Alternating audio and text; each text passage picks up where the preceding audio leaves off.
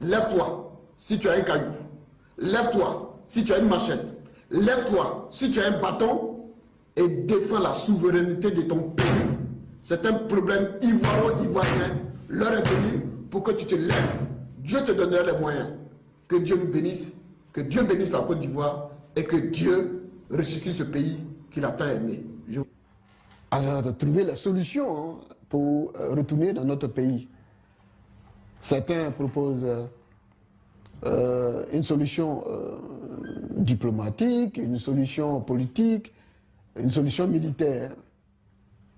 Et c'est comme ça que nous avons commencé à faire un certain nombre de réunions où il était question donc de planification, de renversement de pouvoir, qui était la seule voie pour nous de retourner dans notre pays.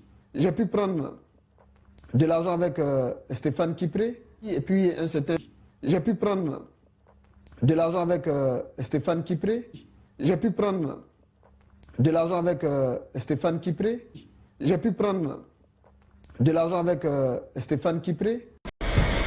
Moïse Lida Kouassi, un proche de l'ancien président ivoirien Laurent Gbagbo, a été arrêté hier mercredi à Lomé, au Togo. Il s'était exilé dans ce pays après la crise politico-militaire entre 2010 et 2011. Installé au Togo depuis plus d'1 an, son arrestation intervient en exécution de 2 mandats d'arrêt internationaux lancés contre lui, l'un pour crime de sang, l'autre pour crime économique.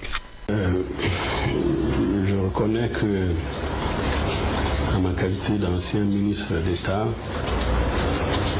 qui a occupé de hautes responsabilités dans ce pays,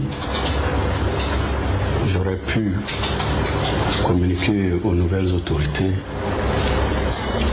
les informations qui étaient en ma possession sur ce qui se préparait. Et cela peut apparaître comme un manquement de ma part, et je le reconnais, je suis prêt à présenter des excuses à Monsieur le ministre d'État. Les documents qui ont été saisis au cours de la perquisition à mon domicile à Lomé étaient portés effectivement sur la question d'une transition et d'une communication de crise en Côte d'Ivoire. Là aussi, il me semble qu'il y a une faute que je suis prêt à reconnaître. Et je souhaiterais que, si le ministre de l'Intérieur m'en donne l'occasion, que nous puissions nous parler entre frères et que nous puissions chercher ensemble les voies et moyens pour mettre fin à tout ça et donner à notre pays la chance de retrouver une paix durable et la stabilité. Je suis prêt à présenter mes excuses et à demander la clémence du président de la République. Je suis là. Je suis prêt à aller à une collaboration franche avec les nouvelles autorités ivoiriennes.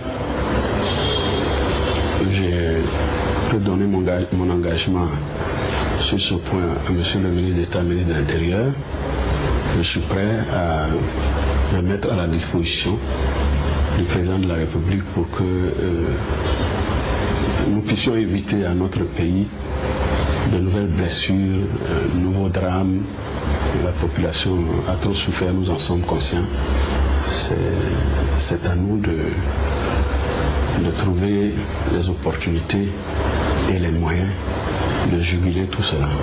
Je pense qu'avec le ministre de l'Intérieur, nous trouverons certainement les voies et moyens de les approcher, de leur parler, mais ce que je demande simplement déjà aux uns et aux autres, c'est qu'il faut que nous soyons prêts à sortir de la logique des coups de force pour entrer dans un processus ensemble de règlement pacifique négocié de nos problèmes et des problèmes de la Côte d'Ivoire. C'est cet appel que je souhaite lancer à mes amis qui étaient jusqu'à présent, jusqu'à ce jour en exil avec moi, et je suis prêt à aller vers eux.